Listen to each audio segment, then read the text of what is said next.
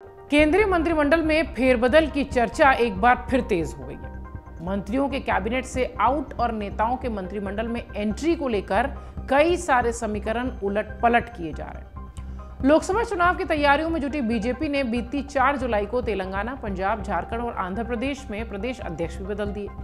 इनमें सबसे ज्यादा चर्चा तेलंगाना की हो रही है, जहां केंद्रीय संस्कृति और पर्यटन मंत्री जी किशन रेड्डी को जिम्मेदारी सौंपी गई है।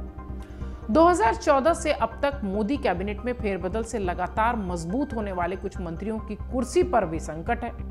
मोदी के पहले कैबिनेट में बतौर राज्य मंत्री शामिल होने वाले कई ऐसे मंत्री हैं जो अब मंत्रिमंडल के कोर ग्रुप में शामिल हैं। परफॉर्मेंस के आधार पर अब तक प्रमोशन पाए जाने वाले जिन मंत्रियों को बात हो रही थी, अब उनके हटाए जाने की भी चर्चा तेज है। उनमें से कुछ मंत्रियों को संगठन में भी भेजा जा सकता है, तो कुछ के लिए राजभवन का दरवाजा खोला जा सकता है। हालांकि सरप्राइज पॉलिटिक्स के लिए मशहूर बीजेपी हाईकमान ने अब तक कैबिनेट को लेकर पत्ते नहीं खोले हैं। आइए, जो चर्चा सियासी गलियारों में चल रही है, उन 5 नामों की, उन 5 मंत्रियों की जो 2014 के बाद मोदी कैबिनेट में मजबूत होते गए, लेकिन अब उनकी कुर्सी पर संकट के बादल मंडरा रहे हैं। निर्मला सीतारमण इस फहरिस्त का सबसे पहला नाम है। निर्मला सीतारमण आडवाणी, गडकरी और राजनाथ सिंह के कार्यकाल में मुखर प्रवक्ता रही निर्मला सीतारमण को 2014 में पीएम मोदी ने कैबिनेट में शामिल किया गया और उस वक्त उन्हें वित्त और कॉरपोरेट मंत्रालय में राज्य मंत्री बनाया गया। सीतारमण को वाणिज्य और उद्योग विभाग में भी स्वतंत्र प्रभार का मंत्री बना दिया गया। 2017 में सीतारमण का प्रमोशन हुआ और उन्हें रक्षा मंत्रालय की जिम्मेदारी मिल गई। भारत में रक्षा विभाग की कमान संभालने वाली सीतारमण इंदिरा गांधी के बाद दूसरी महिला मंत्री थी। सीतारमण के वक्त भी भारतीय सेना ने पीओके में घुसकर सर्जिकल स्ट्राइक को अंजाम दिया था। बीजेपी ने इसे चुनाव में बड़ा मुद्दा बनाया, पार्टी को फायदा मिला। 2019 में जीत के बाद सीतारमण का कद और बढ़ा और बीजेपी के नए समीकरण में अमित शाह को गृह मंत्री बनाया गया और गृह मंत्री रहे राजनाथ सिंह रक्षा मंत्री बन गए। सीतारमण को सरकार में वित्त मंत्रालय की जिम्मेदारी दे दी गई। पिछले दिनों मोदी कैबिनेट में फेरबदल की चर्चा के बीच सीतारमण ने बीजेपी अध्यक्ष जेपी नड्डा से मुलाकात की थी, जिसके बाद सियासी गलियारों में इस बात की चर्चा तेज हो गई कि क्या निर्मला सीतारमण की कुर्सी जा सकती है।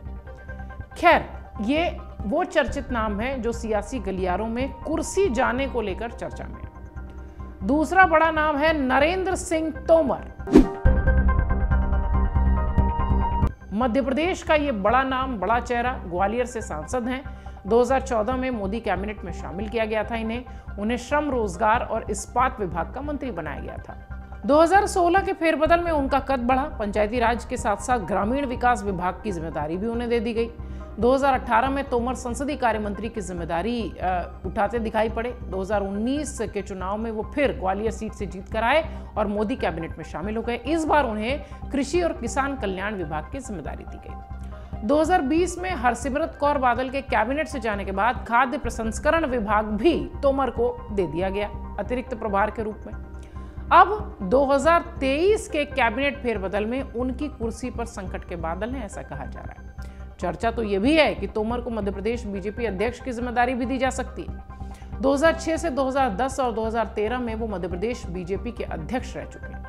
तोमर को कमान देने की चर्चा इसलिए भी तेज हो रही है क्योंकि बीजेपी में शिवराज और सिंधिया खेमे को एक साथ साधा जा सके। तोमर की ग्वालियर चंबल में मजबूत पकड़ है। इसके साथ ही पुराने नेताओं से भी उनका संबंध है। हाल ही में बीजेपी के पुराने नेताओं ने शिवराज सरकार के खिलाफ मोर्चा खोल दिया था, जो चुनावी साल में बीजेपी के लिए परेशानी का कारण बन गया था।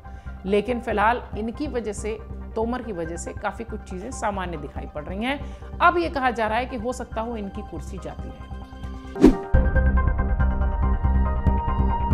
तीसरा नाम है पीयूष गोयल, जिनकी चर्चा बहुत तेजी से सियासी गलियारों में हो रही है कि हो सकता हो इनको भी इस बार कुर्सी खोनी पड़े।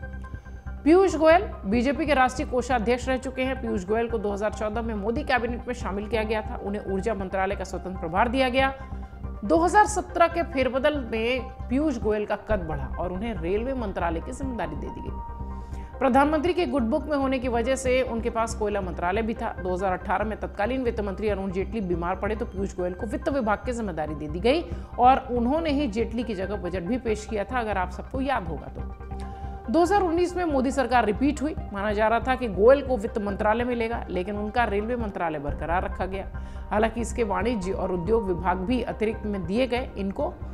2020 में उन्हें खाद्य और आपूर्ति विभाग की जिम्मेदारी दी गई। 2021 के कैबिनेट फेरबदल में गोयल से रेल विभाग ले लिया गया और इसके बदले उन्हें टेक्सटाइल्स विभाग दे दिया गया। मोदी कैबिनेट के इस फेरबदल में पीयूष गोयल के भी बाहर जाने की चर्चा है। चर्चा के मुताबिक उन्हें संगठन में भेजे जाने की तैयारी है और गोयल को राजस्थान का प्रभारी महासचिव बनाए जाने की भी चर्चा तेज है। अब देखना है आगे क्या होगा। चौथा नाम किरेन रिजिजू का है।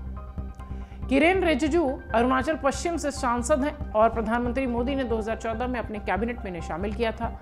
रिजिजू को उस वक्त गृह राज्य मंत्री बनाया गया था और रिजिजू इस पद पर पूरे 5 साल तक रहे। 2019 के कैबिनेट विस्तार में किरेन रिजिजू का कद बढ़ा और उन्हें युवा और खेल मंत्रालय में स्वतंत्र प्रभार का मंत्री बनाया गया। 2021 के फेरबदल में उनका प्रमोशन हुआ और कैबिनेट स्तर का उन्हें मंत्री बनाया गया। कानून विभाग की जिम्मेदारी भी उनको दी गई।